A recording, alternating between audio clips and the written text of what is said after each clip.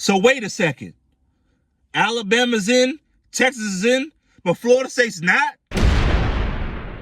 We going back to the old school college football now, because Florida State can get a share of the national championship.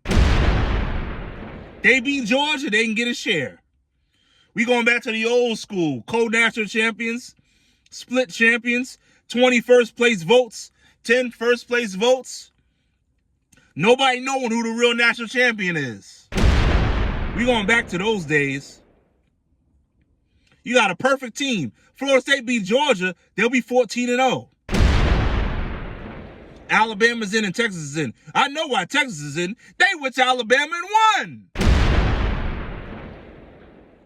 Alabama beat a Georgia team in the SEC title game who they scared to play in the regular season. You go online and talk about the real reason Alabama hasn't played Georgia in 10 to 15 years during the SEC schedule. It's all sorts of nonsense. Well, you got Michigan playing Ohio State every year, playing Penn State every year. Everybody's playing each other. Florida State plays Miami every year. Florida State plays Florida every year. Alabama can't play Georgia. So they can set it up for SEC time. So they can have two shots at the apple. Two bites at the apple. Florida State would beat LSU 2 years in a row.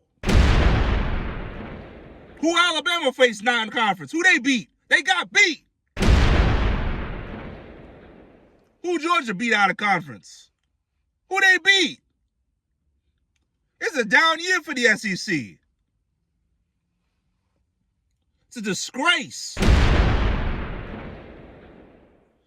I don't mind Texas being in there. They went to Alabama this year out of conference and got the job done. Alabama didn't beat anybody, but an SEC opponent who they haven't faced an SEC schedule in like 15 years. I don't know how good Georgia is. They didn't play anybody out of conference. So Florida State's got a shot, just like the old days.